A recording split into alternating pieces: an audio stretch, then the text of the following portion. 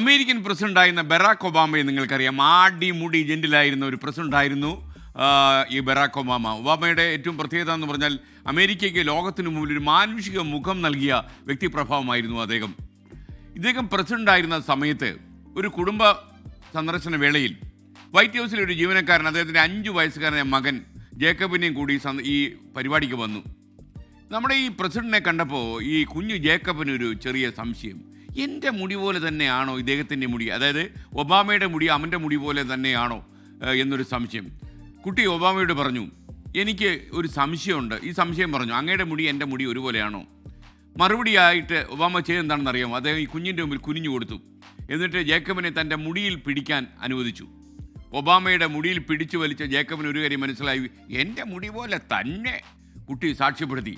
ഒബാമയുടെ ഈ പ്രവൃത്തി പിൽക്കാലത്ത് തൻ്റെ മകന് വലിയ സ്വാധീനം ഉണ്ടാക്കിയെന്നാണ് ആ വൈറ്റ് ഹൗസ് ജീവനക്കാരൻ പറഞ്ഞത്. എളിമ, തലകുനിയാനുള്ള ഒരു മാനസികാവസ്ഥ, കുട്ടികളോടുള്ള സ്നേഹം, ഇതൊക്കെ തന്നെ അദ്ദേഹം ബറാക്ക് ഒബാമ കാണിച്ചത് ഈ കുട്ടിയിൽ പിൽക്കാലത്ത് വലിയ സ്വാധീനമായി. അധികാര സ്ഥാനത്തിരിക്കുന്ന ആളുകൾ അങ്ങനെ വേണം. തങ്ങളെപ്പോലെ ഒരാളെ തന്നെയാണ് തൻ്റെ കൺമുന്നിൽ നിൽക്കുന്നതെന്ന് മനസ്സിലാക്കാനുള്ള വിശാല മനസ്കത അവർക്കുണ്ടാകണം. എന്നാൽ പല ഭരണാധികാരികളും അങ്ങനല്ല.